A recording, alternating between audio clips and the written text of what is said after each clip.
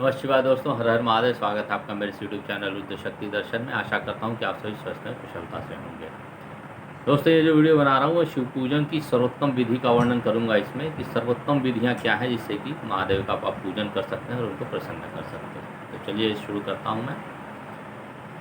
ब्रह्मा जी कहते हैं, मैं पूजा की सर्वोत्तम विधि बता रहा हूँ जो समस्त अभिष्ट तथा सुखों को सुलभ कराने वाली है। देवताओं तथा ऋषियों, तुम ध्यान देकर सुनो। उपासक को चाहिए कि वह ब्रह्म मुहूर्त में शयन से उठकर जगदम्बा पार्वती सहित भगवान शिव का स्मरण करे तथा हाथ जोड़कर मस्तक झुकाकर भक्ति पूर्वक उनसे प्रार्थना करे। देवेश्वर उठिए उठिए, मेरे हृदय मंदिर में शयन करने वाले देवता उठिए। उमाकांत उठिए और ब्रह्मांड में सबका मंगल कीजिए।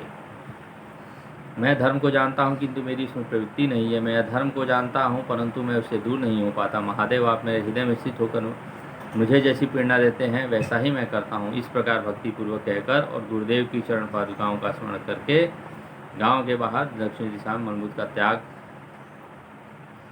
करने के पश्चात अपने हाथ को मिट्टी और जल से धोने के बाद शरीर की शुद्धि करके दोनों हाथों और पैरों को धोकर दत्वन करें। सूर्योदय होने से पहले ही दत्वन करके मुंह को 16 बार जल्दी से अंजलियों से धोएं। देवताओं तथा ऋषियों, षष्ठी प्रतिपदा, अमावस्या तथा नवमी तिथियों तथा रविवार के दिन शिव भक्त को यत्नपूर्वक दत्वन नहीं करना चाहिए। अवकाश के अनुसार नदी आदि में जाकर अथवा घर में भली भांति स्नान करें। मनुष्य को देश और काल के विरुद्ध स्नान नहीं करना चाहिए। रविवार, श्राद्ध, संक्रांति, ग्रहण, महादान, तीर्थ, उपवास दिवस अथवा अशौच होने पर मनुष्य गर्म जल से स्नान न करे। शिव भक्त मनुष्य तीर्थ आदि में प्रवाह के सम्मुख होकर स्नान करे। जो नहाने के पहले तेल लगाना चाहे उसे विहित एवं निषिद्ध दिनों का विचार करके तैलाभ्यांग करना चाहिए। जो प्रतिदिन नियम पूर्वक तेल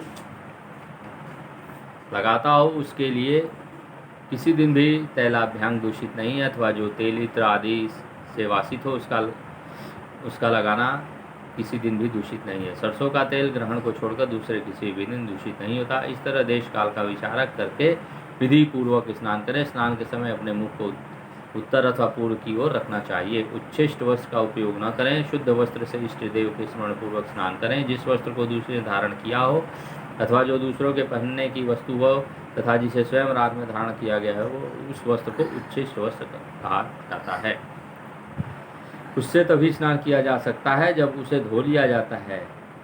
स्नान के पश्चात देवताओं, ऋषियों तथा पितरों को तृप्ति देने वाले स्नानांग तर्पण करना चाहिए। उसके बाद धुला हुआ वस्त्र पहने और आचमन करें। द्विजोतमों तदंतर गोबर आदि से लिप पोतकर स्वच्छ किए हुए शुभ स्थान में वहाँ सुंदर आसन की व्यवस्था करें। वह आसन विशुद्ध काष्ठ का बना हुआ हो, पूरा फैला हुआ हो तथा विचित्र होना चाहिए। ऐसा आसन संपूर्ण अभीष्ट तथा फलों को देने वाला है। उसके ऊपर बिछाने के लिए यथा योग्य मृग चर्म आदि ग्रहण करें। शुद्ध बुद्धि वाला पुरुष उस आसन पर बैठकर भस्म से त्रिपुंड लगाए।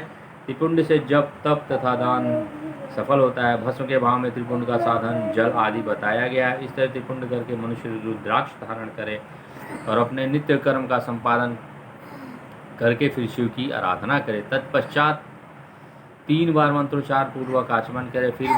फिर वहाँ शिव की पूजा के लिए अन्न तथा जल लाकर रखे। दूसरी कोई भी जो वस्तु आवश्यक हो उसे यथाशक्ति जुटाकर अपने पास रखे। इस प्रकार पूजन सामग्री संग्रह करके वहाँ धैर्यपूर्वक स्थिर भावना से बैठे। फिर जल, गंध और अक्षत से युक्त एक अर्घ्य पात्र लेकर उसे दाहिने भाग में रखे। उससे उपचार की सिद्धि होती है। फिर गुरु का स्मरण करके उनकी आज्ञा लेकर विधिवत संकल्प करके अपनी कामना को अलग न रखते हुए पराभक्ति से सब परिवार शिव पूजन करें। एक मुद्रा दिखाकर सिंदूर आदि उपचारों द्वारा सिद्धि बुद्धि विघ्नहरि गणेश का पूजन करें। लक्ष्य तथा लाभ से युक्त गणेश जी का पूजन करके उनके नाम आदि में प्रणव तथा अंत में नमः जोड़कर उनके साथ चतुर्थी विभूति का प्रयोग करते हुए नमस्कार करें। ओम गणपतये नमः अथवा ओम लक्ष्य लाभ युताय सिद्धि बुद्धि हिताय गणपतये नमः। तदंतर उनसे क्षमा प्रार्थना करके पुनः कई उनके भाई कार्तिकेय सहित गणेश जी का पराभक्ति से पूजन करें और उन्हें बारंबार नमस्कार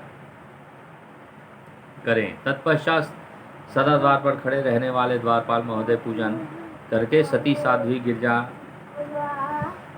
गिरिराज नंदिनी उमा की पूजा करें। चंदन, कुमकुम तथा धूप दीप आदि अनेक उपचारों उपचारों तथा नाना प्रकार के नैवेद्यों से शिव का पूजन करके नमस्कार करने के पश्चात साधक शिव जी के समीप जाए। यथासंभव अपने घर में मिट्टी, सोना, चांदी, धातु या अन्य पारे आदि की शिव प्रतिमा बनाएं और उसे नमस्कार करके भक्ति परायण हो उसकी पूजा करे। उसकी पूजा हो जाने पर सभी देवता पूजित हो जाते हैं।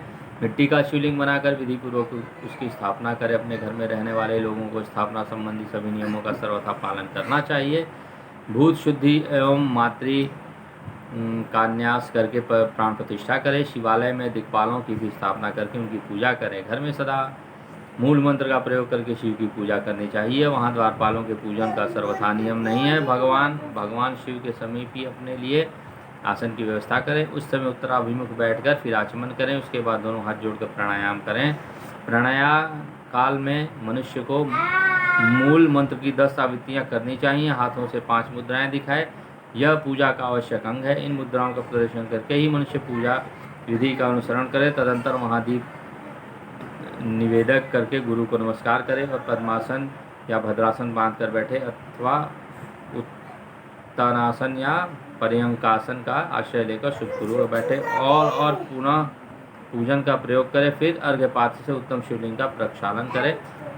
मन को भगवान शिव के अन्यत्र न ले जाकर पूजा सामग्री को अपने पास रखकर निम्नांकित मंत्र समूह से महादेव जी का आवाहन करें। तो दोस्तों, ये जो विशेष पूजन का सर्वोत्तम विधि जो शिव पूजन की बताई गई, इसका पहला पार्ट मैंने आपको बताया कि आपको कैसे तैयारियां करनी है, और दूसरी वीडियो में आपको क्या करना है वो बताऊंगा। पहले तैयारियां कैसे करनी है ये मैंने आपको सर्वोत्तम विधि में पहले वीडियो में बता रहा हूँ। तो इसको ग्रुप में शेयर कर दीजिएगा जिससे कि लोगों को जानकारी हो सके कि महादेव की सर्वोत्तम पूजन विधि क्या है।